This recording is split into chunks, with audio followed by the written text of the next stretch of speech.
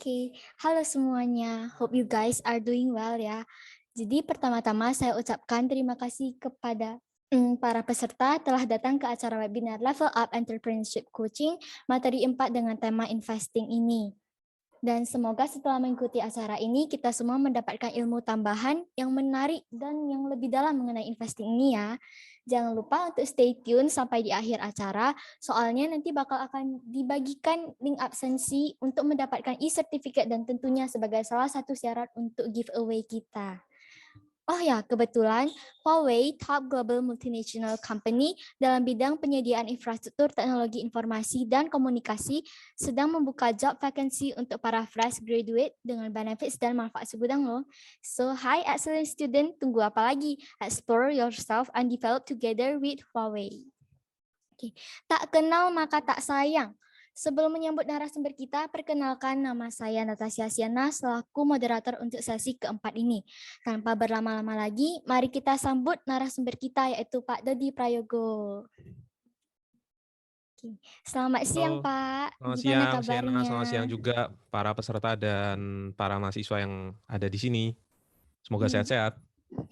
Bapak sendiri gimana kabarnya? Sehat-sehat kan Pak? Sehat-sehat. Oke. Oh ya teman-teman, sudah tahu belum kalau Pak Dodi ini adalah seorang dosen di Universitas Petra dan juga seorang content creator. Beliau memiliki background teknik sipil dan juga channel YouTube Dodi Bicara Investasi.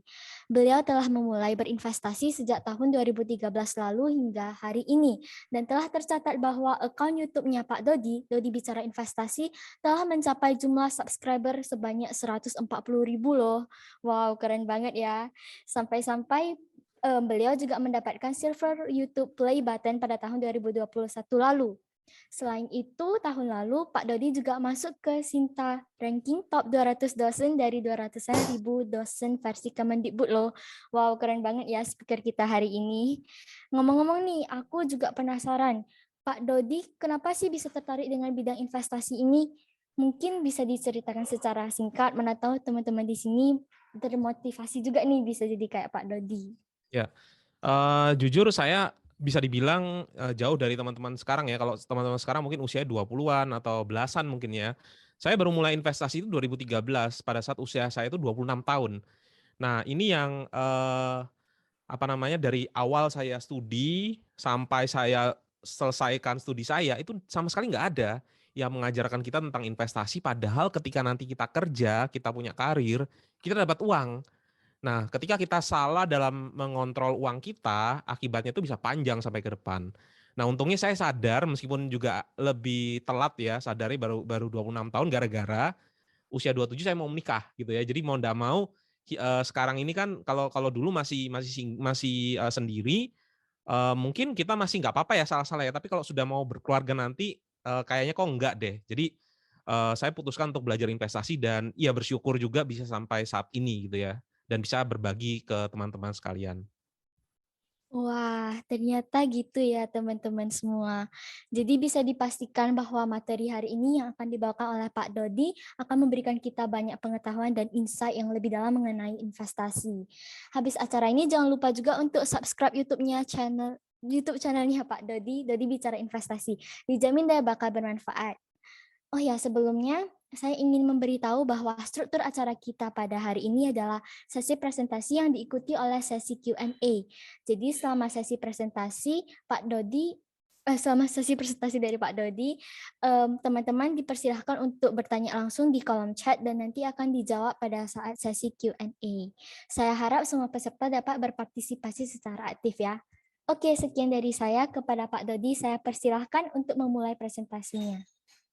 Oke, terima kasih Siena, izinkan saya untuk share screen, apakah sudah terlihat slide saya?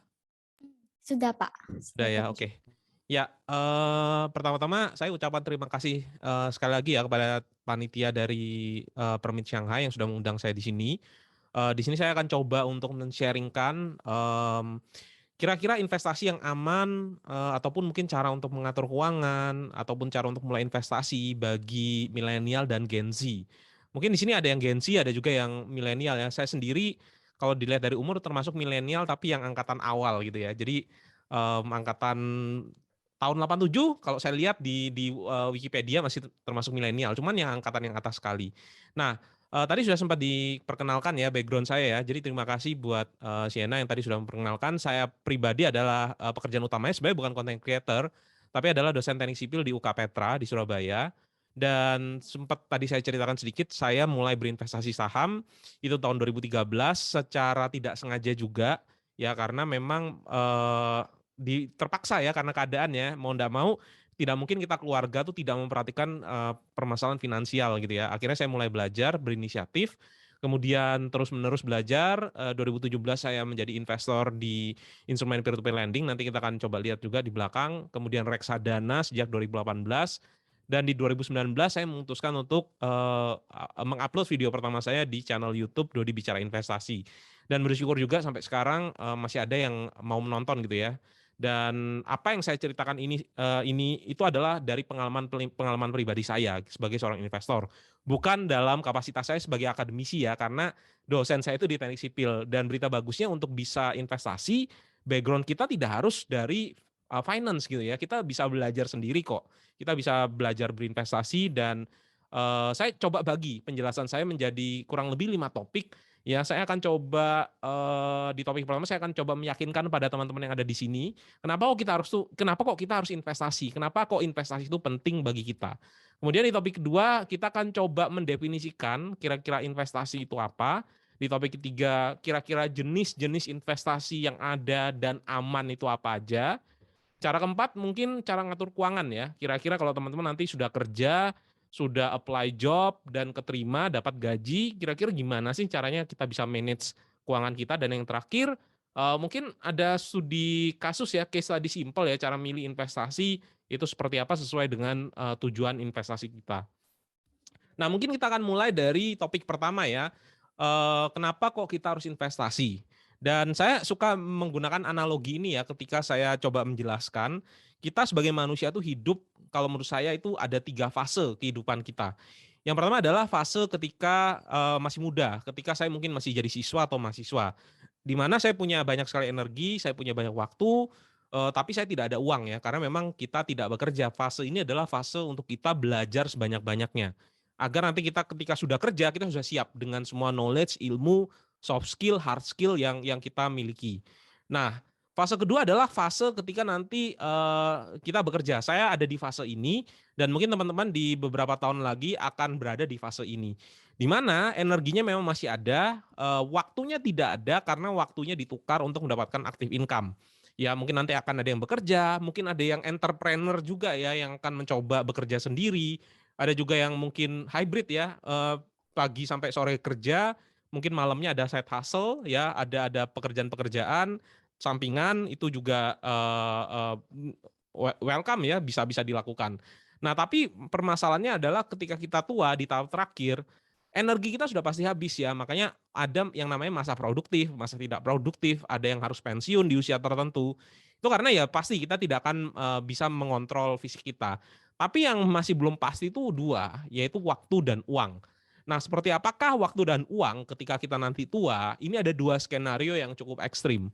Skenario pertama adalah semuanya tidak ada, energi tidak ada, waktu tidak ada, uang tidak ada. Alasannya kenapa? Karena pada saat dewasa, ketika sudah dapat uang, tidak dilakukan pengelolaan uang dengan baik ya. Uang masuk mungkin foya-foya, mungkin karena terbawa lifestyle ya, ada gadget baru ganti, kemudian cicil mobil bolak-balik gitu ya. Dan tidak ada uang yang digunakan untuk berinvestasi atau untuk ditabung gitu. Sehingga ketika nanti sudah tua, terpaksa masih harus tetap bekerja ya.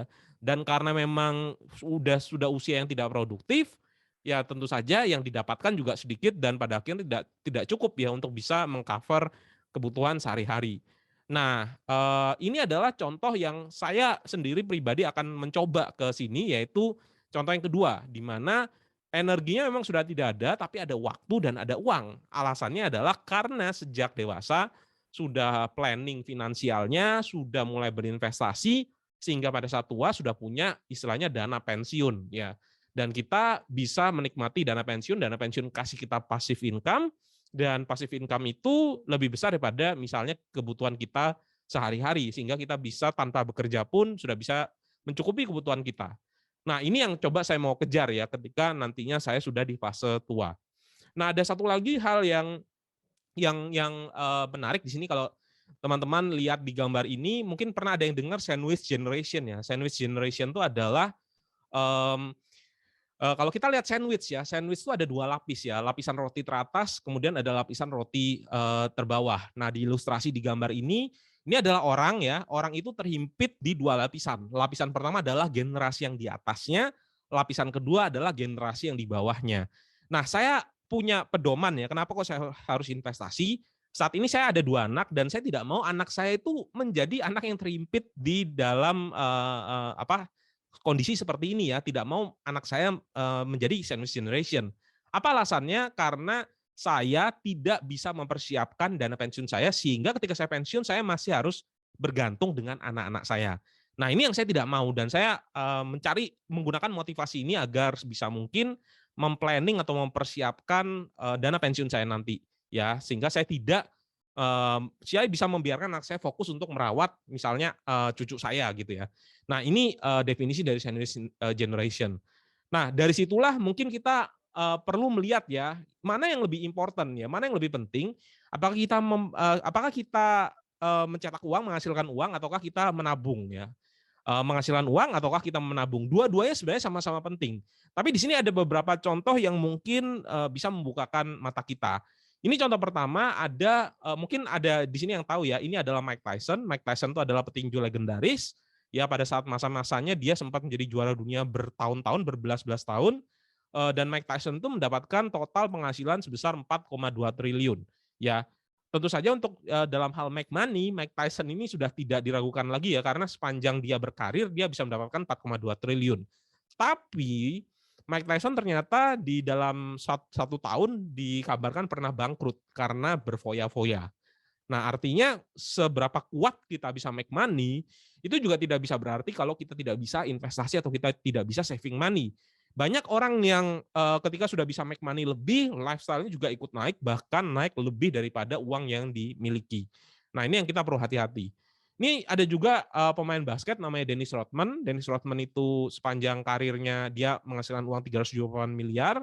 Bagi yang di Netflix pernah ngelihat The Last Dance ya, ada dokumenter Chicago Bulls, Michael Jordan, Scottie Pippen, dan Dennis Rodman ini masuk ke dalam tripit yang kedua, ya perjalanan tripit yang kedua, dan ternyata di tahun 2020 dia kehilangan juga seluruh uangnya gitu. Padahal dia bisa mendapatkan penghasilan sebesar ini. Dan yang mungkin ini yang paling terbaru ya, Johnny Depp ya. Johnny Depp ini kita kenal dengan Pirates of the Caribbean. Kemarin saya nonton serial Harry Potter, Fantastic Beasts. Kayaknya nggak ada ya Johnny Depp-nya ya, diganti sama siapa ya, Michael, sama yang musuhnya Doctor Strange kalau nggak salah, siapa aktornya saya lupa siapa. Tapi pada intinya Johnny Depp ini beda dengan atlet ya. Kalau atlet itu ada masa produktifnya, tapi kalau artis itu, aktor itu, mungkin kalau pada saat masih muda dia punya peran tertentu. Tapi ketika dia tua pun dia juga ada peran tertentu ya, entah sebagai ayah, entah sebagai siapa gitu ya. Dan masa produktifnya lebih panjang daripada seorang atlet.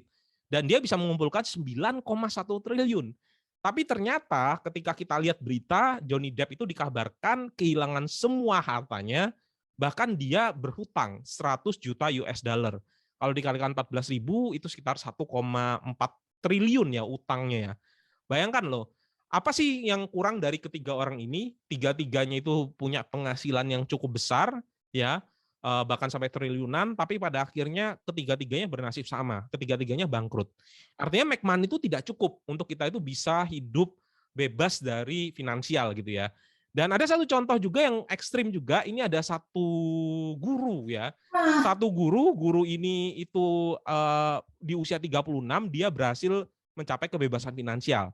Dan dia cerita dia memang guru di Singapura ya, tentu saja salary-nya akan lebih tinggi daripada guru yang ada di Indonesia gitu ya. Tapi dia tetap cerita kalau guru di Singapura pun termasuk yang salary-nya rendah dibandingkan dengan profesi lainnya. Dan ternyata di usia 36 dia diliput oleh CNBC, dia bisa bebas finansial, dia bisa tidak bekerja lagi, dan dia aktif untuk menceritakan kepada orang-orang ya lewat bukunya. Ada satu buku favorit saya yang namanya The Millionaire Teacher, pengarangnya adalah Andrew Hallam ini. Dan ternyata untuk bisa bebas finansial, nggak perlu kok harus punya uang yang begitu banyak ya. Ternyata yang lebih important selain make money, kita juga bisa save money. Kita investasikan gitu ya. Nah, ini yang berperan penting ya, selain dari make money, save money juga penting. Dan gimana sih caranya supaya kita itu bisa save money gitu ya? Sebenarnya caranya simple, sangat amat simple.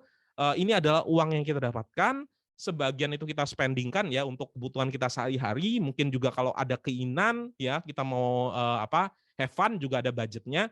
Tapi kalau bisa sebagian besar itu kita savingkan, kemudian kita investasikan dan kita belajar dari kekuatan compounding ya, kekuatan bunga berbunga dan pelan-pelan nantinya kita tidak sadar kalau ternyata di akhir usia kita ya, di usia 50 60 ternyata kita bisa punya dana pensiun yang sangat tinggi dengan cara kita berinvestasi.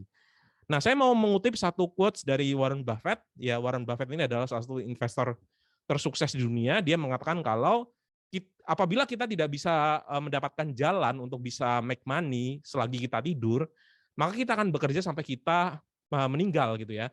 Kalau seandainya kita masih mengandalkan active income sampai nanti kita tua, maka ya kita akan terus-menerus bekerja ya. Maka dari itu kita harus bisa invest ya, supaya investasi itu yang nanti akan memberikan passive income ketika kita tidak bisa bekerja lagi. Nah, itu kira-kira kenapa kok teman-teman ini harus untuk berinvestasi, karena mumpung masih muda, ada banyak waktu untuk bisa compounding ya, uang yang nanti diinvestasikan bisa tetap terus compounding, dan nanti kalau sudah tua hidupnya bisa lebih tenang intinya ya.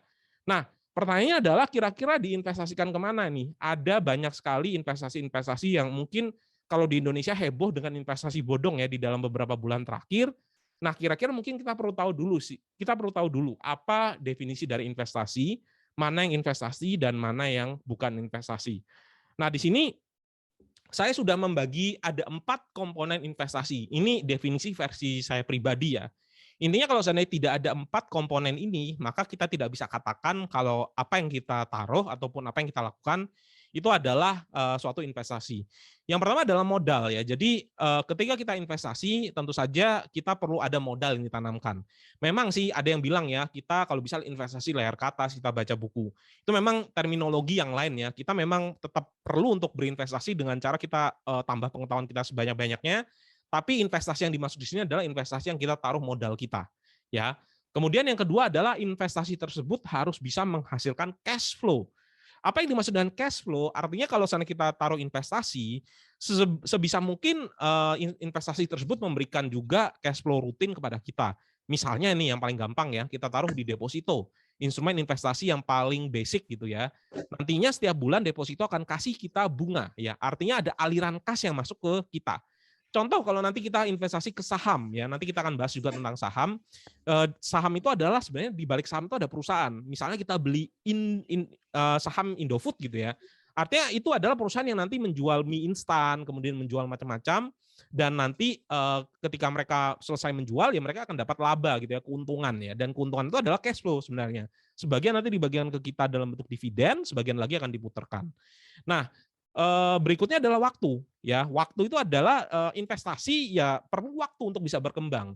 Kalau seandainya teman-teman nanti suatu saat setelah lulus ditawarin suatu investasi yang menjanjikan keuntungan besar dalam waktu yang singkat, berhati-hati. Itu biasanya kemungkinan besar itu adalah bisa jadi investasi bodong ya. Karena investasi bodong itu adalah menawarkan cara cepat untuk kaya. Padahal investasi ini bukan cara cepat untuk kaya. Kalau mau cepat untuk kaya, ya kita kerja, bukan investasi ya. Investasi itu adalah cara lambat tapi pasti untuk kaya. Nah, ini kita bicara masalah waktu, dan yang terakhir adalah investasi itu harus bisa sepasif mungkin. Kalau tiap hari kita harus melihat aplikasi kita harus melakukan aktif jual dan beli, pagi ini kita buy, kemudian sore kita sell, besok kita buy lagi, sore kita sell lagi, maka itu bukan investasi, itu trading namanya. Trading itu jual beli. Ya, kebetulan aja produk yang dijual belikan adalah produk finansial gitu ya, saham ataupun misalnya forex dan sebagainya. Nah, ini bukan investasi, bukan berarti trading itu salah, tapi trading jelas bukan investasi. Trading adalah pekerjaan aktif yang memerlukan waktu dan kemampuan agar kita bisa menghasilkan uang dari pekerjaan aktif tersebut. Ya, jadi bisa dibedakan ya, mana yang investasi, mana yang trading, dengan cara kita lihat apakah ini pasif atau tidak. Dan yang paling penting saya tambahkan satu lagi, investasi itu harus bisa verified ya. Ini adalah simbol verified. Artinya harus ada lembaga yang mengawasi instrumen investasi tersebut. Banyak beberapa bulan terakhir ini terjadi masalah-masalah karena ternyata investasinya itu adalah investasi bodong yang tidak punya izin di Indonesia. Ya ini yang paling bahaya ya. Yang sudah diawasi aja bisa bermasalah, apalagi yang tidak diawasi. Ya, ada dua lembaga yang mengawasi, satu namanya OJK ya. OJK ini mengawasi instrumen-instrumen keuangan ya. Kalau Bapepti ini lebih karena mengawasi instrumen-instrumen yang bersifat komoditas ataupun futures ya, perdagangan berjangka ataupun komoditi. Ya. Nah, sebenarnya apa sih yang dihasilkan oleh investasi ini? Jadi teman-teman nanti bisa menghasilkan keuntungan itu ada dua keuntungannya. Yang pertama adalah capital gain ya. Kalau kan seandainya paling gampang kita beli tanah gitu ya. Kita beli tanah harganya misalnya 1 M, mungkin 5 tahun lagi jadi 1,5 M. Tanahnya mungkin tidak dibangun rumah dan tidak disewakan sehingga keuntungan pasifnya hanya berupa kenaikan harga. Saham juga ada beberapa yang seperti itu ya. Kita beli saham harga 1.000, mungkin 2 tahun lagi akan jadi 2.000, itu namanya keuntungan dari harga beli atau capital gain. Nah, yang kedua adalah cash flow ya. Cash flow itu ada dua ya. Kalau seandainya deposito itu namanya pendapatan bunga.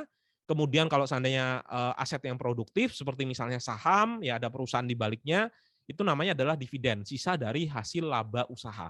Ya, kita juga dapat dividen. Nah, di sini kita akan coba memanfaatkan satu konsep yang namanya compound interest ya. Compound interest itu adalah bunga berbunga yang menurut Albert Einstein ini adalah keajaiban dunia yang ke-8. Siapa yang paham dia akan mendapatkannya, siapa yang tidak paham dia akan membayarnya. Apa yang dimaksud dengan kita akan membayarnya ya? Bagi teman-teman yang nggak tahu apakah punya teman yang terlilit utang gitu ya, utang kartu kredit atau utang pinjol, itu juga compounding loh, tapi compounding yang menyusahkan kita. Nah, kalau investasi itu adalah compounding yang membuat kita dapat hal tersebut ya. Jadi pahami konsep ini maka teman-teman akan tahu kalau hutang itu sangat amat bahaya ya, apalagi hutang yang berbunga tinggi seperti dari pinjaman online ataupun nanti dari hutang kartu kredit yang bunganya tinggi gitu ya. Nah, saya akan coba kasih ilustrasi ya, kenapa kok compound interest menurut Albert Einstein dikatakan sebagai keajaiban dunia yang ke-8. Di sini saya punya 3 orang. Semoga nama di sini bukan unsur sengaja ya. Semoga nggak ada namanya yang sama gitu ya. Tapi kalau sama ya ini kebetulan aja. 3 orang ini namanya Bob, Anthony, dan Jennifer. Bob itu punya tabungan di bank, returnnya itu adalah 1% per tahun. Kemudian Anthony punya deposito, returnnya itu adalah 4% per tahun. Dan Jennifer itu invest di saham, ya, returnnya itu 12% per tahun. Nah, mereka akan coba menabung ya setiap bulannya 1 juta per bulan, 12 juta per tahun ya. 1 juta per bulan, kalau kalikan 12 jadi 12 juta per tahun selama 30 tahun. Dan kita coba lihat seperti apa sih kekuatan dari bunga berbunga. Dan di sini saya punya tabel di 10 tahun pertama gitu ya, punya grafik di 10 tahun pertama.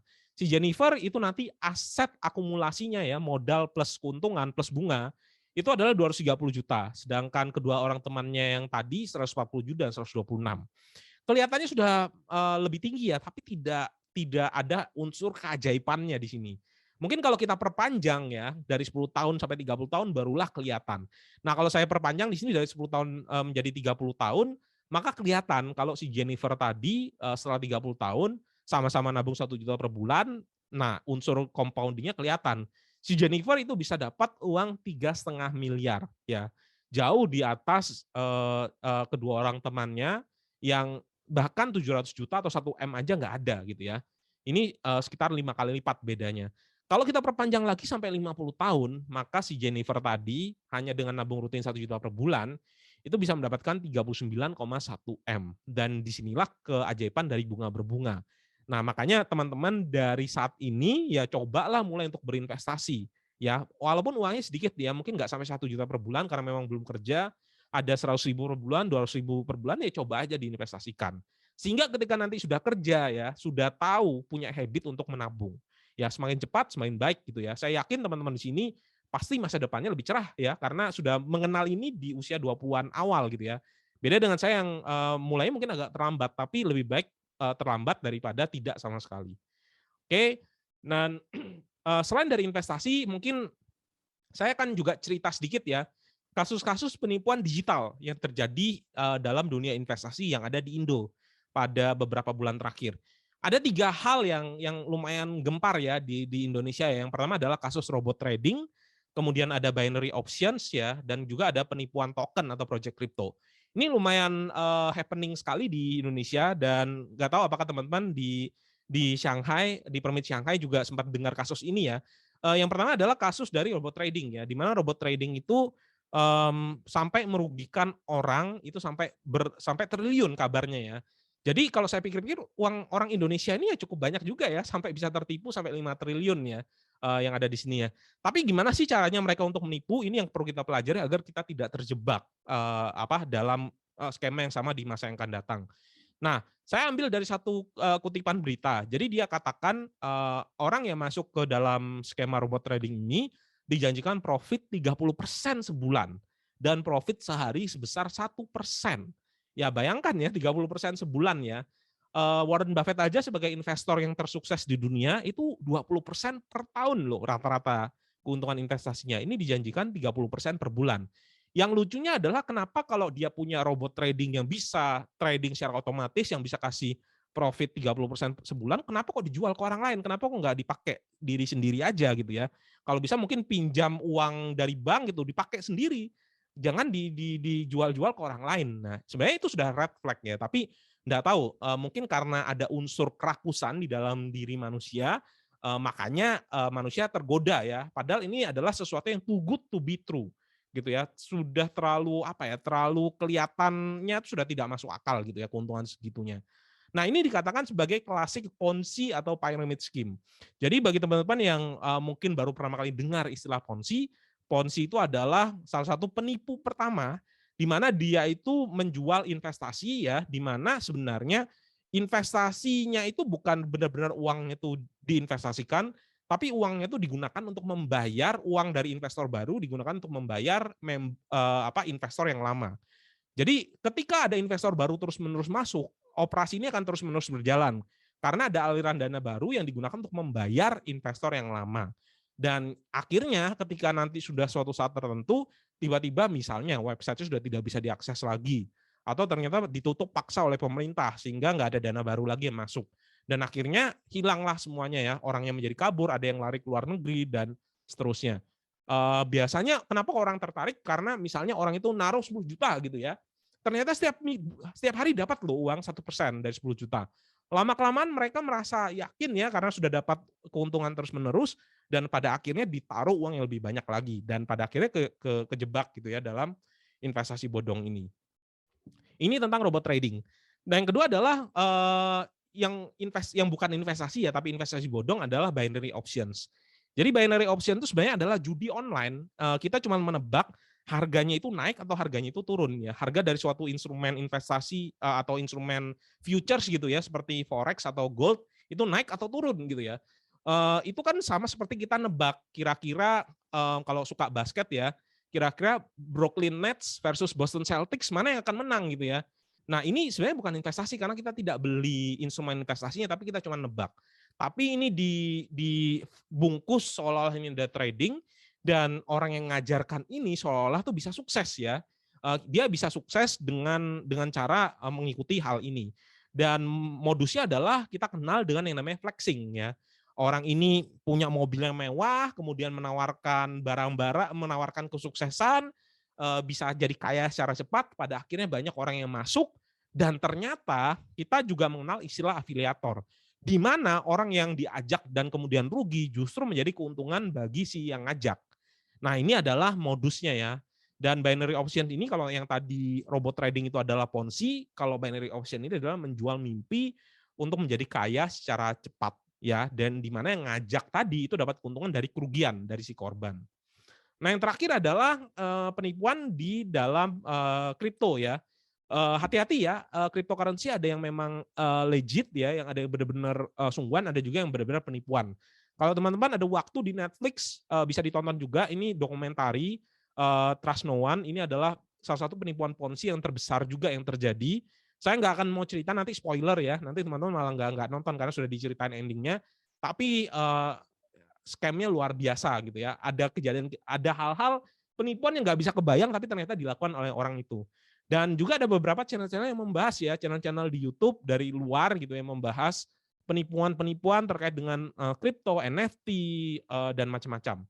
Intinya juga sama, menjual mimpi jadi orang kaya cepat ya, to the moon istilahnya orang-orang, dan akhirnya ini adalah modus-modusnya ya, ada berupa project itu ditinggalkan oleh developernya, kemudian ada yang scam, ada juga yang pump and dump ya, kalau di Indonesia istilahnya itu pom-pom ya, diangkat naik, dipromosikan, tiba-tiba ternyata orang yang beli tadi beli dari orang yang mau jual yang tadi mempromosikan, dan pada akhirnya setelah selesai dijual, kriptonya tiba-tiba jatuh gitu ya, ataupun hack ya, ada beberapa dari token-token yang ternyata bisa dihack oleh pihak lain. Nah, intinya adalah dalam investasi ini selalu ingat perkataan ini ya, apabila ini terlalu too good to be true, maka ini bisa jadi too good to be true dan segera tinggalkan. Dan banyak dari investasi-investasi yang ilegal atau investasi bodong itu bermain-main ke dalam unsur greedy atau kerakusan kita gitu ya. Karena kita rakus, kita ingin kaya secara cepat, maka kita mudah menjadi korban dari investasi seperti itu. Ini contoh dari rakus, dan kemudian yang kedua adalah envy ya. Kita iri dengan kesuksesan orang lain, ya kita ingin juga sama suksesnya secara cepat, pada akhirnya kita tinggalkan akal sehat kita dan akhirnya terjumus ke dalam investasi bodong. Nah, ini ada satu percakapan dari Jeff Bezos, dia mengatakan bahwa your investment thesis is so simple ya.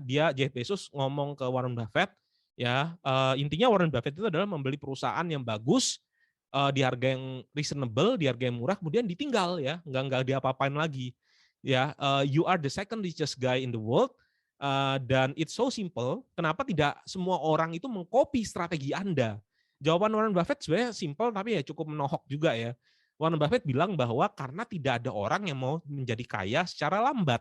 Semua orang mau menjadi kaya secara cepat. Dan oleh karena itu strategi yang simple tadi, buy and hold ya, perusahaan yang bagus, itu tidak dilakukan oleh banyak orang. Mereka cenderung mencari mungkin investasi-investasi yang menjanjikan kekayaan secara cepat dan pada akhirnya terjebak di belakang. Oke. Nah, ini adalah Warren Buffett ya. Dia return-nya itu 20% per tahun tapi konsisten selama 60 tahun lebih. Itu yang membuat dia menjadi orang terkaya nomor sekian di dunia. Sempat jadi orang terkaya nomor 2 di dunia, tapi sekarang mungkin enggak masuk 5 besar ya, tapi dulu sempat masuk 2 besar.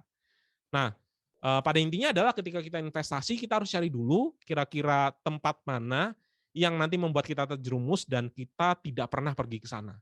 Jadi teman-teman yang namanya investasi ingat ya, bukan cara untuk cepat untuk jadi kaya, ya cara cepat untuk jadi kaya ya kerja, dan investasi itu adalah cara yang lambat namun pasti untuk kaya. Oke, nah tadi kita sudah tahu prinsip-prinsip dasar dari investasi dan mana investasi yang bodong. Sekarang kita akan coba lihat nih, mana investasi-investasi yang kelihatannya aman ya, yang kira-kira aman lah bagi kita semua ya, dan juga diawasi oleh regulator. Nah, teman-teman hidup di masa yang beruntung ya, karena sekarang ini banyak sekali aplikasi-aplikasi yang bisa masuk ke dalam HP kita ya. Aplikasi-aplikasi financial technology banyak berlomba-lomba untuk bisa menciptakan satu aplikasi yang membuat kita itu nyaman. Saya ingat dulu 2013 waktu mau mendaftar membuka akun saham, saya harus datang dulu ke kantor ya, kemudian harus ngisi formulir pakai pulpen gitu ya. Kemudian masih harus nunggu dikirimkan ke Jakarta karena saya di Surabaya, dan baru setelah 1-2 hari itu sudah selesai. Kalau sekarang gampang, semuanya itu bahkan bisa dapat dari smartphone. Saya sempat membantu orang tua saya untuk buka rekening saham, dan hanya dari smartphone aja dalam waktu setengah hari sudah selesai, sudah terbuka akun investasi saham. Ya, jadi kita bisa manfaatkan aplikasi-aplikasi tersebut ya, kita manfaatkan kemajuan teknologi, dan ini adalah peta financial teknologi yang ada di dunia ya. Ada banyak sekali aplikasi yang ada, mulai dari payment, dari lending, dari crypto, dari personal finance dan seterusnya. Nah, oleh karena itulah sekarang kita sudah jarang sekali investasinya itu sudah jarang, yang kita tuh harus buka rekening, harus datang ke kantor ya, semua itu bisa dilakukan secara digital. Saya akan coba ceritakan beberapa instrumen investasi dan kira-kira contoh-contoh aplikasinya apa aja, agar teman-teman tuh bisa tahu kira-kira kalau mau mulai investasi di mana. Nah, yang pertama adalah deposito ya. Jadi deposito itu yang paling klasik, di mana kita taruh uang ke bank, kemudian bank memberikan kita janji Ya kira-kira kalau taruh di saya akan dapat bunga misalnya 3,5% per tahun, kemudian ketika sudah jatuh tempo uangnya akan balik modal plus bunganya itu kita dapatkan. Ya ini sangat simpel sekali ya dan ini relatif cukup aman. Nah, berapakah return-nya? Kalau di Indonesia ada yang namanya LPS, Lembaga Penjamin Simpanan, artinya kalau seandainya, uang kita itu bank yang kita taruh uang itu kolaps, nanti ada orang yang ada lembaga yang menggantikan ya, modal kita tadi. Nah, return-nya dibatasi sampai maksimal 3,5% per tahun, oke. Nah, kalau di Indonesia tingkat inflasi kita itu sekitar 3 sampai 4%. Jadi sebenarnya kalau kita taruh di deposito ya cuman setara aja dengan kenaikan harga gitu ya. Kalau seandainya dulu kita beli makanan fast food, ya saya ingat ya 2011 sebelum saya studi lanjut, saya beli satu nasi dan 2 ayam di restoran fast food itu harganya 19.000. Sekarang kalau saya lihat di dalam aplikasi ojek online itu sekitar 45.000 ya artinya ada inflasi di situ. Nah, kira-kira return deposito itu setara dengan inflasi ya, tapi lebih baik daripada tidak ditaruh sama sekali.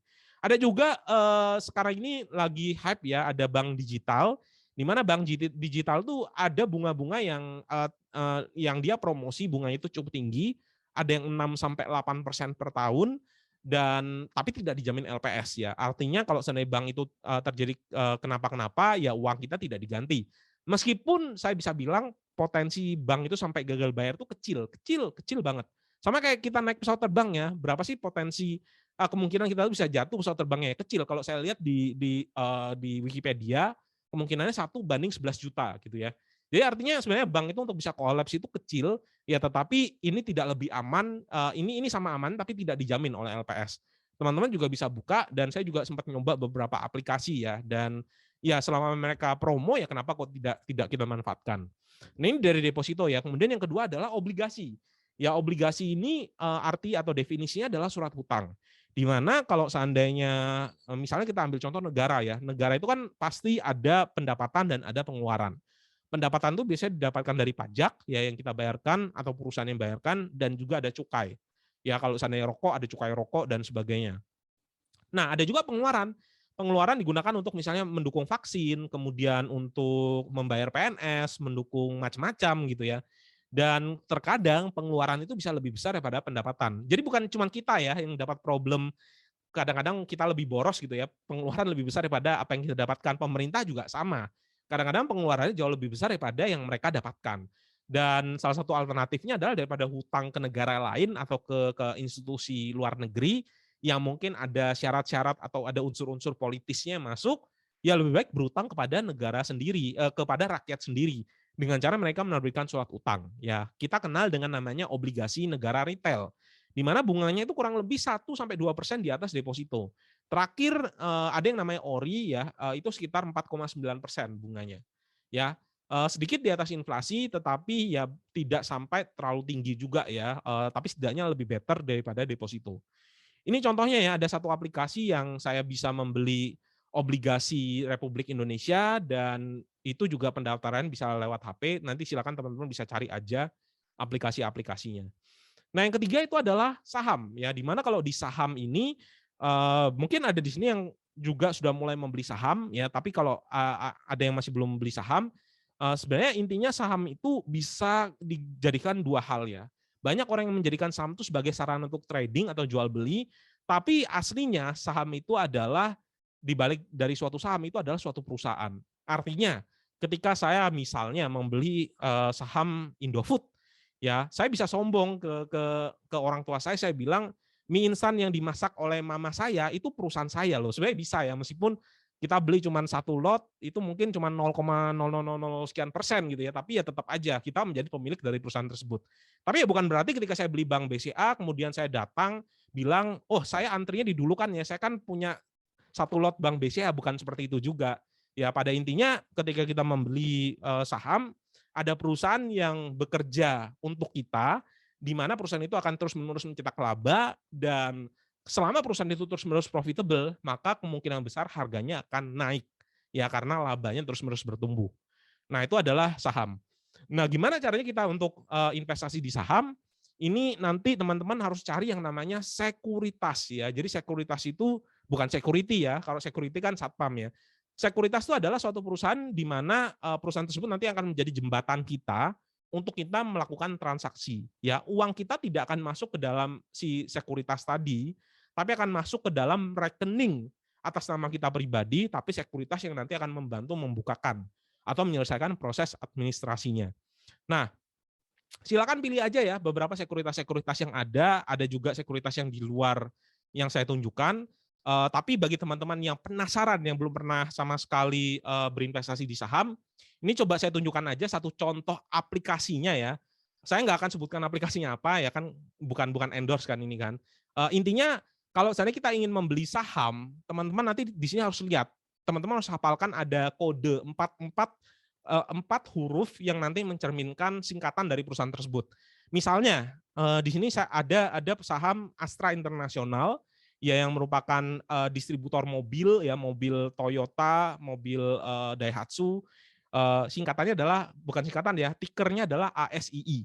Nah, kalau Indofood gitu ya, teman-teman bisa ketikkan ICBP, Indofood CBP Sukses Makmur. Ini adalah anak usaha dari Indofood yang khusus untuk di mie instan ya, untuk di makanan. Nah, cara belinya gimana? Ya tinggal dimasukkan aja. Ini yang sebelah kirinya adalah antrian membeli, sebelah kanan ini adalah antrian menjual. Ya, teman-teman mau beli di harga berapa?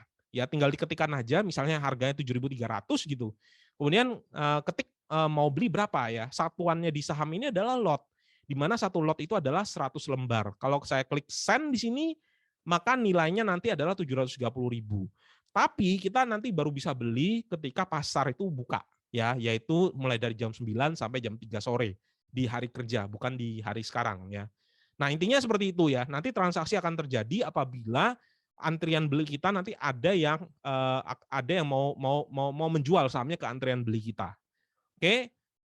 Nah, ini adalah saham gitu ya, dan ini adalah teknik-teknik dari saham yang teman-teman nanti bisa pelajari, tapi nanti ini saya skip aja ya. Nanti kalau ada yang mau tanya boleh juga untuk bertanya.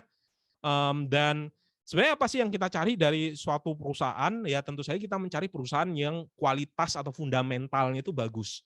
Ya saya kalau mau rangkum teorinya itu menjadi 3. Perusahaan itu harus sehat. Ya sehat itu artinya utangnya rendah, ya liabilities atau utangnya itu harus kurang daripada modalnya. Itu sangat penting ya. Kalau teman-teman pribadi juga ya, kalau punya banyak utang di mana-mana ya juga susah ya, karena kalau dapat gajinya habis untuk bayar utang gitu ya. Perusahaan juga sama. Kalau utang itu sangat amat banyak, bisa jadi labanya itu atau keuntungan itu habis untuk bayar utang.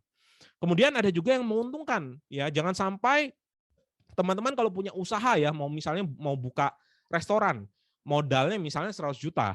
Jangan sampai sudah keluar uang 100 juta, per tahunnya cuma dapat misalnya 1 juta. Ya lebih baik 100 jutanya masukin aja ke deposito, bisa dapat 3,5 juta per tahun. Ya daripada kerja tapi uangnya dikit atau bahkan rugi. Perusahaan itu kan bukan yayasan sosial ya yang tidak mencari keuntungan ya, pasti mereka cari keuntungan. Sama sebagai pemilik perusahaan kita juga harus mencari perusahaan yang menguntungkan. Biasanya kalau kita mau lihat ada semacam indikator yang namanya return on equity, ya laba di bagian modal. Artinya kalau seandainya kita punya usaha yang modal 100 juta ya, kalau bisa di atas 10 atau di atas 15% ya, bisa ngasilin 15 juta gitu misalnya. Kalau bisa 2 kali lipat daripada obligasi ya. Obligasi itu kan 5% ya. Kalau bisa 2 kali lipatnya 10%. Kemudian punya profit margin yang tebal. Banyak orang kalau selain usaha tuh yang nanya omsetmu berapa gitu ya. Omset saya 100 juta per bulan. Tapi ternyata marginnya tipis, cuma 0, sekian persen. Ya itu juga sama aja gitu ya. Ketika ada sesuatu perubahan harga secara mendadak, yang dari tadinya untung bisa jadi menjadi rugi gitu ya kalau tidak punya profit margin yang tebal. Dan yang terakhir adalah bertumbuh. Jangan sampai perusahaan tersebut stagnan ya. Artinya setiap tahun kalau bisa ada laba, tahun depannya naik labanya, tahun depannya lagi naik labanya. Nah, ini adalah kriteria perusahaan-perusahaan yang bagus. Dan kita juga harus punya ekspektasi yang benar ya terhadap investasi di saham. Kalau kita lihat ini sebenarnya sudah outdated ya. Ini saya pakai Februari, IHSG kita itu harusnya sekarang di 7.200. Kita punya satu indeks yang mengukur perkembangan dari pasar saham, namanya adalah IHSG, Indeks Harga Saham Gabungan, di mana awal mula bukanya itu IHSG itu di 100 tahun 1983, dan di tahun 2022 sekarang ini sudah di 7.000 lebih ya. Artinya IHSG itu kayak gini loh, kalau seandainya di Indonesia kan ada 700 saham. 700 saham itu sama-sama setiap hari itu ada pergerakan, ada yang naik, ada yang turun. IHSG itu adalah rata-ratanya. Kalau semuanya itu dikumpulkan, ya maka berapa sih rata-rata dari kenaikan pasar saham itu adalah IHSG. Dan rata-rata dari IHSG itu adalah sekitar di 11 sampai 12% per tahun. Nah, jadi teman-teman sudah harus punya mindset yang benar ya kalau pasar saham itu kira-kira 12% per tahun. Warren Buffett itu 20% per tahun. Kalau ada teman-teman yang ditawarkan investasi yang ternyata 20% itu per bulan, itu 99% itu investasi bodong ya. Jadi punya ekspektasi yang benar terhadap return dari investasi ya. Nah, ini kalau saya mau simpulkan, kalau investasi saham kita tidak lihat pergerakan harga, tapi yang kita lihat adalah perusahaan itu adalah bisnis, penghasilan profit, dan investor nanti akan mendapatkan keuntungan dan juga dividen di situ. Oke, ini ada contoh aja ya, contoh investasi pengalaman pribadi saya. Sekali lagi nama dari investasinya itu bukan ajakan untuk membeli, tapi ini murni pengalaman ya. Dan sebagian besar juga sudah saya jual gitu ya, makanya saya bisa ceritakan. Ini adalah semen Indonesia ya, kodenya adalah SMGR, saya beli di 2018 dan jual di 2019. Saya beli pada saat itu di 8.200 dan saya sudah sempat menjual di sekitar 12 ribuan ya kurang lebih. Ini bisa dapat keuntungan sebesar 50-60% ya dalam waktu 1 tahun. Kemudian ini kalau yang di Surabaya pasti tahu Pakuwon ya. Pakuwon itu ada TP, ada Supermall, ada macam-macam. Ini juga saya sempat beli di 2020 sampai 2021, belinya di 360, jualnya di sekitar 610, untungnya sekitar 50-60%. Ini contoh keuntungan dari capital gain ya. Kemudian tapi di balik itu juga bisa jadi investasi kita gagal ya. Contohnya saya beli satu dealer motor Honda, kodenya adalah MPM, belinya itu dari 2014 dan jualnya di 2017, artinya 3 tahun. Harusnya ekspektasi kita kalau kita investasi 3 tahun ya pasti untung dong. Ternyata enggak ya, ternyata saya investasi itu malah setelah saya tahan 3 tahun itu rugi. Ruginya 20% ya. Dan ini hal yang wajar di saham. Bisa jadi kita salah analisa atau ternyata perusahaan tersebut mengalami kesulitan yang kita tidak prediksi sebelumnya. Selama keuntungan kita yang untung lebih banyak daripada yang rugi, kalau di rata-rata itu masih positif dan lebih besar daripada obligasi, jauh lebih besar daripada obligasi, maka sebenarnya oke-oke aja ya. Investasi saham kalau seandainya takut rugi ya jangan investasi di saham ya, investasinya di deposito gitu ya, yang nggak akan rugi gitu. Di saham pasti ada kerugian dan ini harus diceritakan ke teman-teman sekalian. Nah, selain dari keuntungan dan kerugian, kita juga bisa dapat dari dividen ya. Ini contohnya ada satu perusahaan konstruksi, ini sudah dari tahun 2019, 2020, 2021 saya dapat dividen ya, dan 2022 ini kemungkinan juga dapat dividen lagi. Kemudian ini saya juga sempat investasi di Astra Internasional tahun 2018 dapat dividen, kemudian 2019 dapat dividen, 2020 juga dapat dividen. Ya artinya teman-teman kalau seandainya nggak mau terlalu aktif dalam melakukan penjualan dan pembelian, ya silakan ditahan aja. Nanti akan dapat uang cash yang nanti akan ditransfer ke rekening kita. Itu namanya adalah dividen.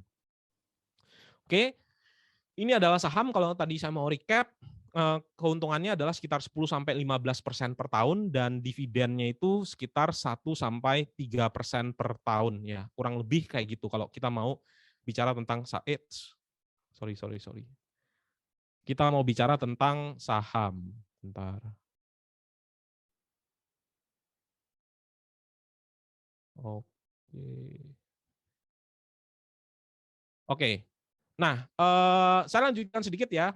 Jadi, kalau seandainya bingung ya, kalau mau investasi di mana, bingung nih mau beli saham apa dan nggak punya kemampuan juga untuk bisa menganalisa perusahaan, ini ada satu instrumen investasi lain namanya adalah reksadana, di mana kalau reksadana ini kita serahkan uang kita kepada manajer investasi, ya manajer investasi yang nanti akan mengelola, dan manajer investasi yang nanti akan menaruh ke dalam instrumen-instrumen yang kita pilih. Misalnya di saham, kemudian ada di obligasi juga, ada yang di deposito. Jadi kalau kita bingung maunya fokus kerja, ya setelah nanti lulus gak ada waktu untuk lihat perusahaan dan juga nggak ada waktu untuk melakukan pembelian karena mungkin pekerjaannya sangat padat ya, nggak bisa untuk setting beli dan jual. Ya udah taruh aja di reksadana. Dan saya juga ada investasi yang juga saya taruh di reksadana dan fine-fine aja gitu ya kita taruh di reksadana. Tapi ya pasti kalau kita pilih sendiri biayanya kan nggak ada ya, nyaris nggak ada ya, cuman biaya transaksi aja yang cukup rendah. Kalau kita taruh di reksadana, nanti akan ada biaya untuk manajer investasi, ya antara 0,5-2% per tahun. Biayanya kurang lebih seperti itu. Nah, ya tapi ya wajar ya, kita kalau misalnya mau masak sendiri di rumah pun ya kita biayanya mungkin nggak terlalu banyak ya, kita cuman beli biaya untuk, material aja. Tapi kalau kita makan di restoran ya pasti ada biaya untuk ya orang yang memasak, kemudian biaya untuk tempat dan seterusnya. Nah, ini adalah instrumen yang namanya reksadana. Oke, di reksadana sendiri nanti kita akan, mengenal yang namanya Apert. Apert itu adalah agen penjual efek reksadana. Kemudian nanti kita bisa membeli reksadananya dari aplikasi, agen tadi. Nanti reksadana akan dikelola oleh manajer investasi dan uang kita tidak ditaruh di rekeningnya si manajer investasi, tapi ditaruh di rekening atas nama kita sendiri, di yang namanya bank kustodian. Nah, di sini, teman-teman juga nanti bisa melihat list-nya dari agen penjual efek reksadana seperti apa. Saya juga, kalau, teman-teman penasaran, ini adalah salah satu aplikasi agen penjual efek reksadana.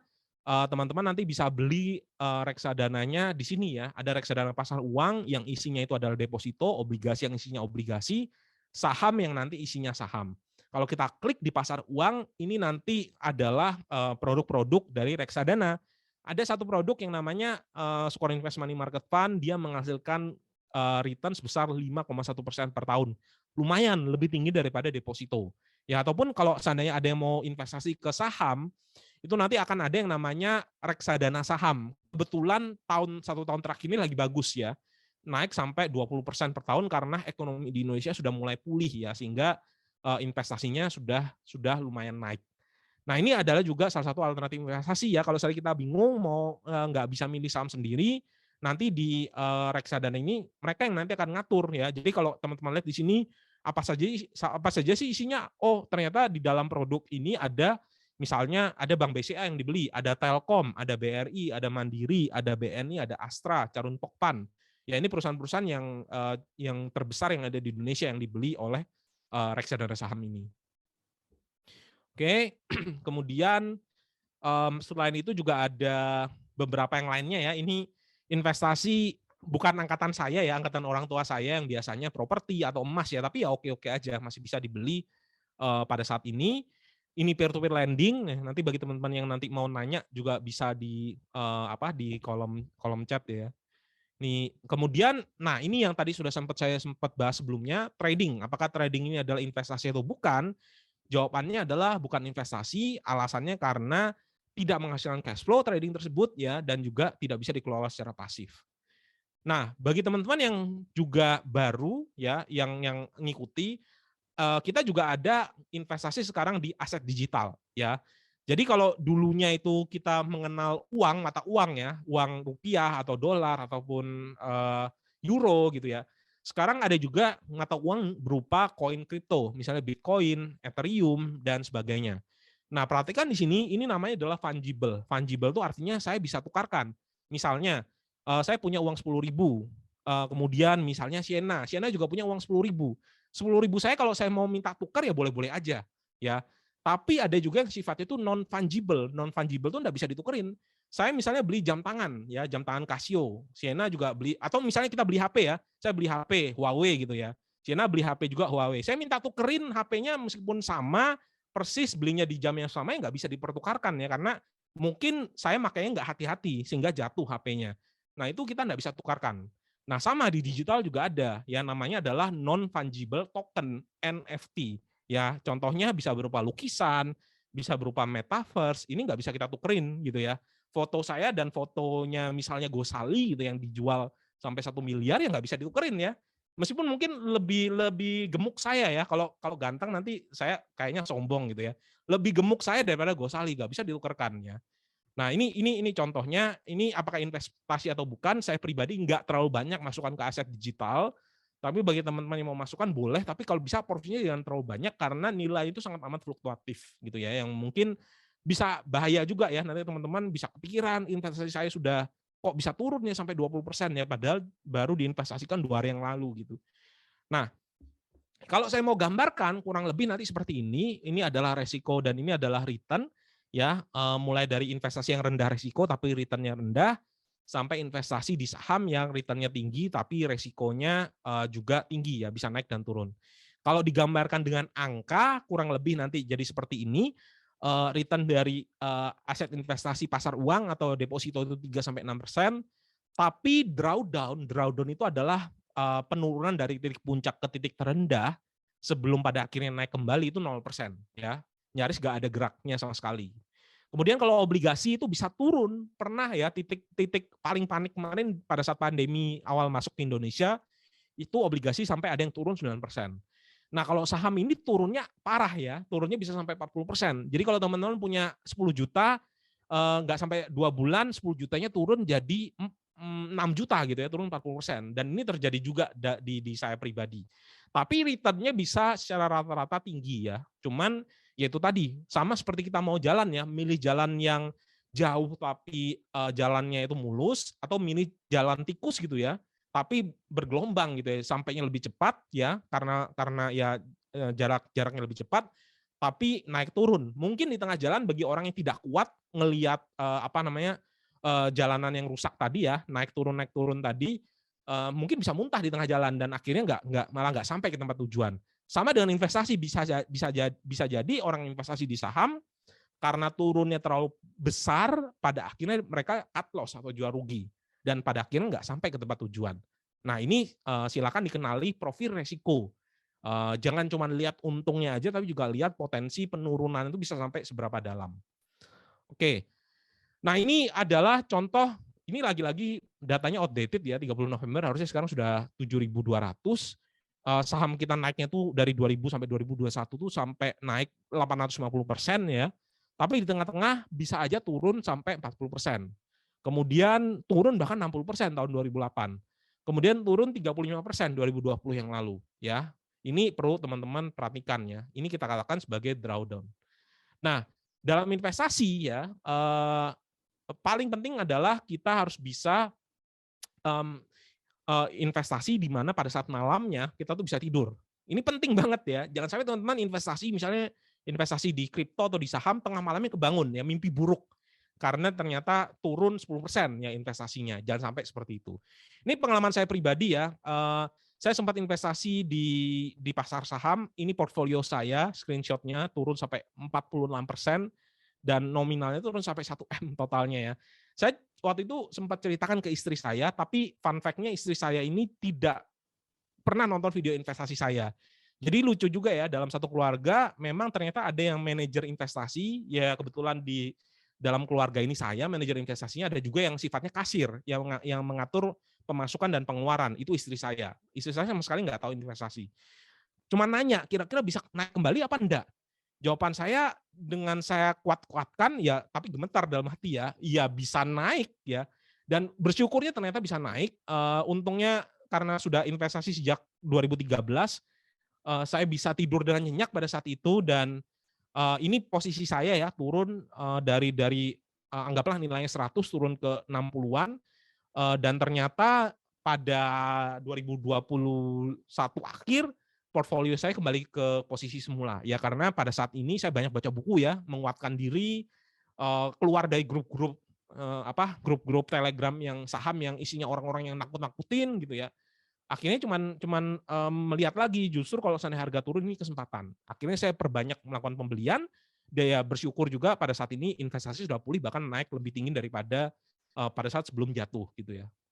Ini contoh kalau seandainya kita mau investasi saham, if you cannot handle me, saya ambil dari quotes-nya Marilyn Monroe, if you cannot handle me at my worst, then you sure don't deserve me at my best. Kalau kita tidak bisa menghandle yang namanya penurunan, maka kita tidak juga berhak menerima kenaikan ya, karena di tengah-tengah kita putus gitu ya dari investasi kita. Oke. Waktu saya tinggal 10 menit, nih saya coba usahakan secepatnya aja cara ngatur keuangan ya. Ini bagi teman-teman, ini ada rumus-rumus cepat gitu ya. Bagi pemula bisa gunakan rumus 50, 30, 20. Nantinya kalau sudah sampai kerja ya, dapat gaji 10 juta per bulan, ya 5 jutanya digunakan untuk kebutuhan ya, misalnya untuk bayar kos-kosan, listrik, air, pulsa, dan seterusnya. 30% itu kita gunakan untuk keinginan ya, 3 juta. Misalnya mau ngopi-ngopi di luar, mau lihat Netflix, mau makan di luar, mau liburan. Kalau anak-anak Jaksel bilang mau healing, mau apa gitu ya, ya silahkan gunakan. Tapi kalau bisa ada anggaran yang bisa digunakan untuk investasi, 20% untuk investasi. Misalnya untuk taruh di dana darurat, di deposito, di saham, di reksadana. Pelan-pelan nanti keinginannya itu yang dikurangin, investasinya yang diperbanyak ya. Jadi kalau sudah puas healing, sudah puas ngopi-ngopi, ya udah ya hidup kan nggak perlu harus healing terus kan, nggak perlu harus apa terus ya mulai diperbanyak investasinya. Ini juga ada rules lainnya ya, ada rules kebutuhan 40%, 30% cicilan bagi yang nanti mau nyicil rumah gitu ya. 10% untuk amal ya, untuk donasi, kemudian ada 20% untuk investasi ya. Nah, gimana sih caranya kita untuk bisa mengetrack ya hal-hal ini semua? Nggak ada cara lain selain kita nyatat investasi kita. Saya pribadi dulu 2019 selama 1 tahun penuh pernah mencatat pengeluaran saya pakai satu aplikasi ya, aplikasi gratis, tapi silahkan kalau mau pakai Excel pun juga bisa. Ini di Android ada yang namanya Money Manager Expense and Budget ya. Waktu itu ya saya nggak tahu ini aplikasi apa, pokoknya editor choice. Kemudian reviewnya bagus ya sudah saya beli aja. Ternyata kita bisa nyatet pengeluarannya kita seperti apa ya. Misalnya ya ini ada pengeluaran-pengeluaran kita catat. Dan pada akhirnya saya sempat ya, ini pengeluaran satu keluarga 2 anak, ya ada asisten rumah tangga juga, dan pengeluaran satu keluarga itu sekitar 16 juta pada saat itu. Akhirnya kita analisa ya, apa sih yang kira-kira membuat mahal? Ternyata ada food di sini yang bisa habis sampai 3 juta. Food ini adalah makan di luar ya, belanja, dan ternyata kadang-kadang kita nggak sadar. Misalnya ya, kita mau nonton film gitu ya di bioskop. Kita datang mungkin saya sama istri mungkin cuman 80.000 lah 2 tiket gitu ya. Tapi ketika kita datang kita beli makanan ya habis 100.000. Minuman ya, makanan kalau di mall ya nggak ada 100.000 2 orang. Kemudian kita makan, kemudian sampai bioskop beli popcorn. Ya pada saat sebelum pandemi kan ada popcorn, ada nachos, ada macam-macam. Nggak taunya mau nonton film 80.000 habisnya sudah 500.000 sendiri. Nah itu ya kadang-kadang yang hal-hal seperti itu yang kita perlu catat nantinya.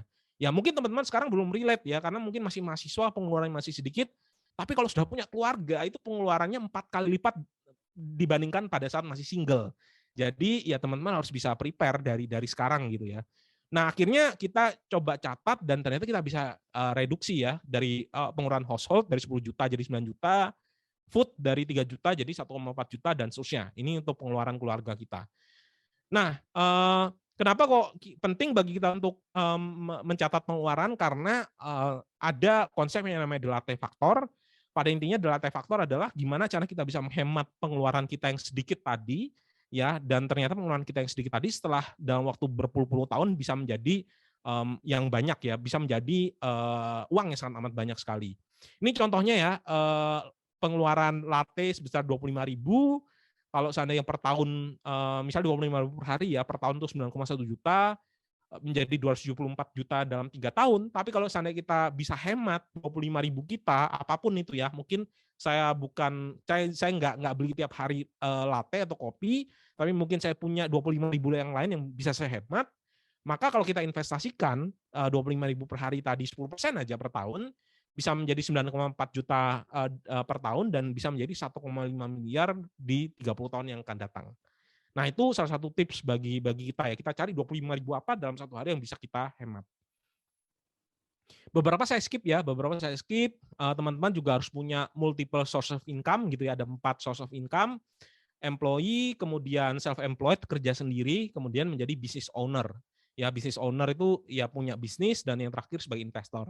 Ya ini ada beberapa multiple source of income saya pribadi sampai sekarang ya, dari content creator, ini S ya self-employed, ada juga dari freelancer, business owner, kemudian dari pendapatan investasi I, dan juga salary sebagai dosen. Next, nah ini yang terakhir ya, cara memilih investasi, semoga masih cukup waktunya. Pada intinya adalah ingat ya, pengeluaran kita itu kita harus bisa identifikasikan, karena investasi yang baik itu adalah investasi yang kita tahu tujuannya apa. Jangan sampai kita investasi nggak ada tujuan, pokoknya mau invest aja di saham gitu ya. Ternyata 1 tahun lagi uangnya mau ditarik ya, padahal investasi di sahamnya masih turun. Ya, itu kita harus bisa definisikan. Ada yang jangka menengah, ada yang jangka pendek, ada yang jangka menengah, ada yang jangka panjang. Teman-teman pasti punya masing-masing tujuan investasinya apa ya. Misalnya nanti setelah kerja mau nyicil mobil, ada yang mau nyicil rumah, ada yang mau apa gitu ya, ada yang mau S2 lagi, silakan.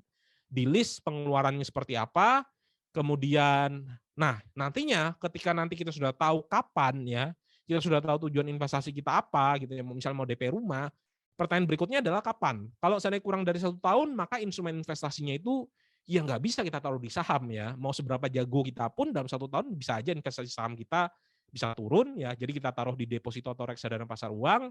1 sampai 5 tahun ada beberapa pilihan lain yang kebuka ya, misalnya di obligasi, di reksadana obligasi atau di peer-to-peer lending. Kalau lebih dari 5 tahun kita bisa taruh, barulah kita bisa taruh ke saham atau ke reksadana saham. Oke, mungkin kalau dari saya itu aja ya, dan semoga apa yang saya bagikan ini bisa bermanfaat bagi teman-teman yang ada. Saya lihat tadi di chat kayaknya sudah banyak ya pertanyaan-pertanyaan, saya kembalikan aja ke moderator, ke Siena. Terima kasih semua. Terima kasih banyak Pak Dodi atas presentasinya. Wah, materi kali ini sangat menarik ya. Tadi aku dengarnya sampai melongo-melongo. Saya yakin teman-teman di sini juga pasti mempelajari banyak hal-hal baru dari materi yang dibawakan Pak Dodi seperti cara berinvestasi secara aman dan benar, dan juga jenis-jenis penipuan yang menggiurkan tentunya. Juga jenis-jenis platform investasi seperti saham, obligasi, deposito, reksadana, dan juga bagaimana cara mengatur keuangan dan ilmu lainnya yang tentunya tidak gampang didapatkan di luar dari webinar ini ya. Ya, intinya semuanya itu tetap beresiko, dan juga kalau mau kaya kita harus sabar ya. Oh ya, dan juga jangan lupa untuk nonton film Trust No One yang telah direkomendasi oleh Pak Dodi tadi, sampai gak mau di spoiler loh. Jadi setelah acara ini harus nonton nih. Oke, nah sekarang saatnya kita akan memasuki sesi Q&A di mana Pak Dodi akan menjawab pertanyaan dari teman-teman.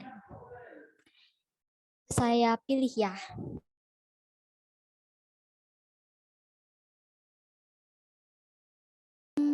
Mungkin bisa kita mulai dari pertanyaan siapa ya? Ini dari Jari deh. Jadi bertanya ini, menurut Pak Dodi, apa sih tips agar kita tidak cepat tergiur ketika investasi sudah mulai profit, dan agar tidak cepat cut loss saat mulai merugi? Oke, ini pertanyaan bagus ya. Kalau menurut saya pertanyaan ini sudah ada kaitannya dengan psikologis. Kalau bicara tentang psikologis, kalau menurut saya sih sudah bicara tentang jam terbang. Jadi gini, mungkin karena semuanya masih muda ya, pasti sekarang sedang menjalani fase-fase pacaran, ya kan? Di mana ada banyak mungkin buku yang bisa dibaca ya, cara pacaran yang baik, cara bisa menjaga emosi, cara supaya kalau bertengkar cepat langsung baik. Tapi kan semua teori ya. Semua teori kalau sudah ada kaitannya dengan emosi dan psikologis, saya rasa agak susah untuk kita dari saran saya itu langsung tiba-tiba langsung bisa jago gitu untuk ngatur psikologis. Jadi saran saya ya tetap berjuang aja kalau seandainya memang ternyata cut loss, dipelajari kira-kira salahnya apa, kenapa kok dulu membeli perusahaan tersebut. Tapi yang paling penting adalah dulu saya sempat membeli satu bank ini saya cerita aja pengalaman ya. Saya sempat di 2020 tuh membeli satu bank besar ya, bank BUMN besar, dan saya ingat saya membeli bank tersebut tuh mulai sekitar pertengahan bulan Maret di harga 4 ribuan, 5 kali tuh auto reject bawah. Auto reject bawah itu artinya di Indonesia itu satu saham itu harus ada batas penurunan yang dibatasi. Kalau nggak salah pada saat zaman itu tuh 7%. Jadi saham tersebut kalau sudah turun 7% nggak bisa turun lebih dalam lagi. Takutnya orang-orang panik ya, tiba-tiba turunnya banyak banget, terus akhirnya orang-orang nggak sempat jual gitu ya. Nah, ketika saya beli saham itu sempat turun 4 kali berturut-turut itu 7%. Bayangin ya, saya beli, kemudian turun 7%, besoknya saya beli lagi, turun lagi 7%, besoknya saya beli lagi, turun lagi 7%. Jadi saya sempat melongo ya. Ini yang salah itu saya atau yang salah itu pasar gitu ya. Perusahaan ini sudah saya anggap murah, tapi kenapa kok masih bisa turun lagi? Nah, untungnya pada saat itu saya mencoba untuk menguatkan diri ya, saya coba baca kembali buku, ya memang ada fase di mana market tuh lagi panik, sehingga harga saham yang bagus pun dijual di harga yang murah gitu ya. Dan akhirnya saya terima, investasi saya itu kalau nggak salah sempat turun sampai 20 atau 30%, saya tetap tahan, dan sekarang itu sudah naik 2 kali lipat. Saham tersebut tuh sudah naik 2 kali lipat. Jadi average beli saya itu 4.600, sempat turun sampai 2.900 saya nggak jual ya, turunnya sampai 20-30%. Sekarang harganya sudah 9.300, seolah tuh kayak nggak ada terjadi apa-apa gitu di 2 tahun yang lalu. Sahamnya sudah kembali ke level semula. Nah, kadang-kadang kita pasti bisa gagal ya, yang namanya takut itu wajar, karena takut itu kan unsur dari emosi ya. Tapi ketika seandainya kita cut loss, ya kita pay attention aja, kira-kira setelah hal ini terjadi, 6 bulan berikutnya apa yang terjadi, kemudian kita belajar dari kesalahan kita. Kalau ternyata memang cut loss-nya benar, kita pelajari apa yang membuat keputusan kita ini benar. Ketika salah, apa yang membuat keputusan kita ini salah. Jadi saran saya adalah memang jam terbang ya. Nggak mungkin orang itu bisa jago pacaran karena baca buku teori tentang berpacaran, nggak mungkin lah pasti. Emosi itu pasti harus dijalani. Ya sama juga dengan di pasar, ketika salah memilih atau sukses milih, itu juga bagian dari pengalaman kita dalam yang ada di bursa saham. Kurang lebih seperti itu. Semoga menjawab ya. Oke, berarti up and downs itu normal ya Pak ya, Ya, ya, tetap harus dijalani. Oke, ya. kita next nih. Ada yang tanya nih, kira-kira buku investasi yang direkomendasi itu apa aja ya Pak? Oke, kalau buku investasi yang sifatnya personal finance, saya merekomendasikan The Automatic Millionaire karangan dari David Buck. Jadi di The Automatic Millionaire kita bisa punya panduan bagi kita untuk mengatur keuangan ya secara simpel. Kalau buku untuk investasi di reksadana ataupun investasi secara keseluruhan ya yang kita tidak pilih saham sendiri, itu ada buku yang namanya The Simple Path to Wealth karangan dari J.L. Collins dan The Millionaire Teacher karangan dari Andrew Hallam yang saya sempat tadi ceritakan, guru di Singapura yang bisa bebas finansial, yaitu tentang buku investasi yang mencapai kebebasan finansial, tapi untuk orang-orang yang pemula, yang tidak harus menguasai cara untuk milih saham. Nah, untuk buku-buku tentang pilih saham, saya sarankan buku-buku yang membahas strategi dari Warren Buffett sebagai salah seorang value investor. Ada banyak bukunya. Jadi bisa bisa dibaca aja yang tentang Warren Buffett. Kurang lebih begitu. Oke, udah dicatat kan teman-teman? Kalau nggak catat juga nggak apa-apa, nanti aku juga ada catat nih. Nanti mana tahu kalau kurang jelas aku bisa share, aku bisa bantu. Oke, lanjut lagi ya. Ini ada ini. Apakah penting bagi kita untuk mengetahui tentang makro dalam menerapkan value investing untuk mengetahui ke arah mana segmen yang akan diuntungkan? Contoh, ketika pandemi ini, perusahaan-perusahaan yang kayak healthcare bakal mengalami lonjakan earning gitu. Tiba-tiba kayak tinggi banget pendapatannya. Atau saat komoditi boom seperti sekarang energi related juga sedang booming. Gimana Ya, tuh Pak? sebenarnya itu bisa dibilang bukan makro juga ya, itu pengetahuan tentang sektor di industrinya atau ada kaitannya dengan perusahaan. Kalau bagi value investing, makroekonomi itu yang sering dimention ya oleh tokoh-tokoh value investing, makroekonomi itu berupa seperti ini loh, kenaikan dari suku bunga itu makroekonomi, kemudian perubahan dari kurs itu makroekonomi, pertumbuhan GDP ataupun pekerja-pekerja yang unemployment ya, pekerja-pekerja yang pengangguran ya, angka pengangguran. Nah, kalau makroekonominya itu adalah hal tersebut, bagi value investor, itu sesuatu yang sangat penting, tapi sayangnya kita tidak bisa prediksi. Ya, jadi kebanyakan dari value investor itu lebih fokus kepada si perusahaannya ataupun lebih fokus kepada industrinya. Ya, jadi kalau seandainya memang punya pengetahuan tentang healthcare dan tahu kalau healthcare akan diuntungkan dan perusahaan tersebut itu murah, perusahaan healthcare tersebut murah gitu ya, ya, kita fokusnya ke situ, bukan ke arah makroekonomi yang sifatnya faktor-faktor eksternal yang kita tidak bisa prediksi. Itu saya dapatkan kutipannya dari Warren Buffett dan tokoh-tokoh yang lainnya.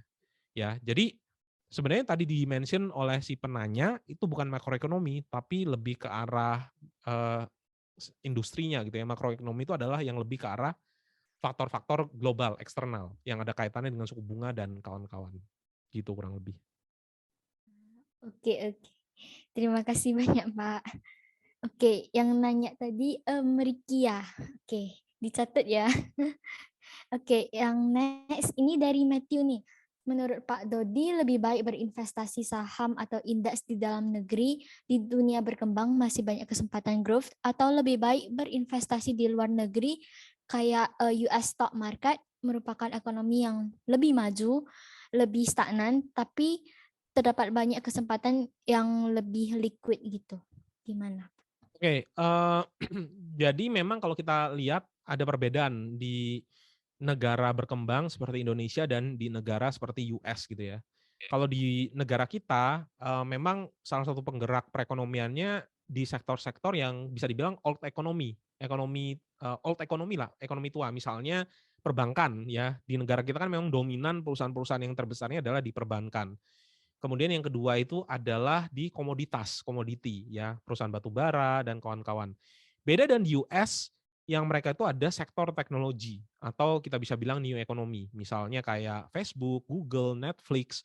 Di Indonesia sayangnya masih belum belum ada gitu ya.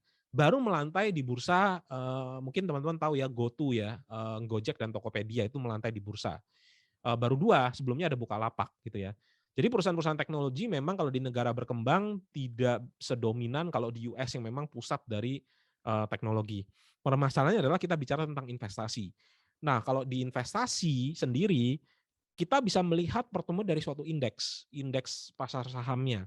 Kalau di US pasar sahamnya itu mungkin diwakili oleh yang namanya S&P 500.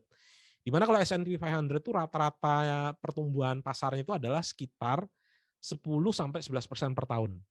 Sebenarnya nggak jauh beda dengan di Indonesia ya. Di Indonesia IHSG kita itu sekitar 11 sampai 12%. Pembedanya adalah rupiah kita selalu melemah setiap tahunnya sama USD. Dulu mungkin kita tahu ya rupiah kita mungkin di bawah 5.000 per dolar, kemudian kalau sekarang itu sekitar di 14.500 ya, rupiah kita melemah. Sehingga kalau kita konversikan ke rupiah, harusnya investasi di pasar saham US itu lebih tinggi ya kalau kita konversikan ke rupiah. Masalahnya kita apakah investasi atau tidak? Balik lagi, kalau kita investasi di Indonesia, di pasar saham Indonesia, kita juga harus melihat yang namanya pajak ya. Kalau di Indonesia pajak untuk di pasar saham itu tergolong sangat amat rendah, cuma 0,1% dari penjualan. Kalau di US, kalau kita investasi di pasar saham US, nantinya keuntungan penjualan kita itu akan dikenakan pajak progresif. Yang kalau kita sudah dapat penghasilan banyak, itu bisa motong sampai 30% dari total penghasilan kita. Nah, jadi ada plus dan minusnya.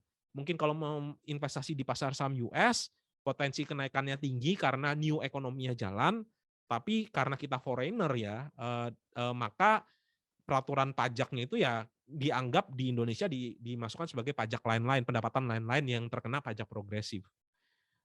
Saran saya boleh aja coba ke pasar US, tapi juga jangan lupakan investasi di pasar saham kita sendiri karena pajaknya lebih rendah. Intinya seperti itu. Oke, berarti ada plus minusnya. Oke, oke deh. Baik, terima kasih banyak Pak. Dikarenakan keterbatasan waktu, sesi tanya jawab akan saya tutup di sini. Sebelum menutup acara webinar yang keempat ini, aku mau tanya dong ke narasumber kita Pak Dodi. Menurut Bapak gimana nih acara hari ini? Apakah ada kesan dan pesan yang hendak disampaikan ke generasi Z ini? Oke, jujur saya cukup, happy ya, melihat para mahasiswa, kebanyakan Gen Z ya sekarang ya harusnya ya, kalian semua Gen Z ya. Eee, dengan adanya kemajuan teknologi ini kalian mendapatkan kesempatan yang lebih besar daripada zaman-zaman kita, milenial ataupun yang sebelum milenial ya, di mana saya nggak menyangka loh, saya bisa, berkesempatan untuk berinteraksi dengan mahasiswa dari Permit Shanghai gitu ya. Kalau dulu kan kita kalau mau interaksi harus terbang mungkin ya ke Jakarta atau mungkin ke luar negeri, sekarang bisa ketemu langsung, di sini.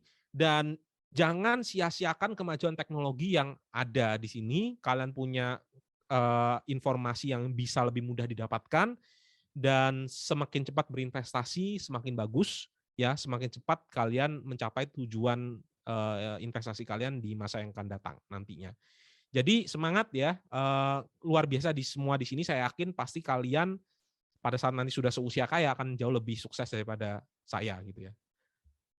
Itu aja dari saya, semoga sukses semuanya. Amin, Bapak juga. Semoga semakin sukses ya, Pak. Oke. Oh ya, kalau ada beberapa pertanyaan yang belum sempat dijawab atau mungkin ada pertanyaan lainnya, bisa langsung kontak Pak Dodi melalui DM Instagram maupun YouTube Dodi Bicara Investasi. Oke. Sebelum mengakhiri acara pada hari ini, kita foto bersama dulu yuk sama narasumber kita. Yang bisa on cam, dimohon untuk on cam ya. Dan juga minta tolong sama tim content creator untuk membantu mengambil foto ya. Oke, 1 menit dulu, udah pada on cam belum?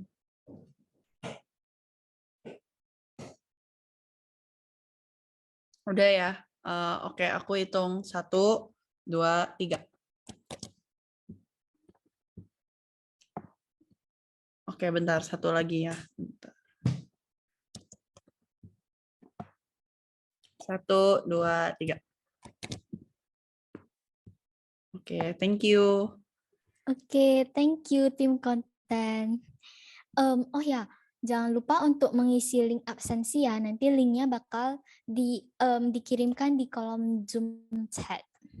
Dan juga ada batas waktunya loh, jadi jangan lupa. Oke, semoga setelah acara hari ini teman-teman juga mendapatkan hal-hal pelajaran baru dan yang lebih dalam tentunya mengenai materi investasi ini. Dan jangan lupa juga untuk subscribe YouTube-nya Pak Dodi, Dodi Bicara Investasi, untuk mempelajari lagi lebih banyak hal mengenai investasi. Jangan lupa juga untuk follow Instagram @permitshanghai, karena nanti bakalan ada pengumuman untuk giveaway atau kalian salah satu peserta yang beruntung. Sekian acara webinar materi 4 ini saya tutup. Saya mengucapkan terima kasih kembali kepada seluruh peserta yang telah berpartisipasi secara aktif, dan juga terutama untuk narasumber kita hari ini, Pak Dodi, yang telah meluangkan waktunya untuk memberikan kita semua pandangan baru mengenai investasi. Dan juga terima kasih banyak kepada sponsor kita, yaitu Huawei dan juga KJRI Shanghai. Saya pamit undur diri. Selanjutnya saya persilahkan MC kita, Sheryl, untuk menutup acara kita pada hari ini.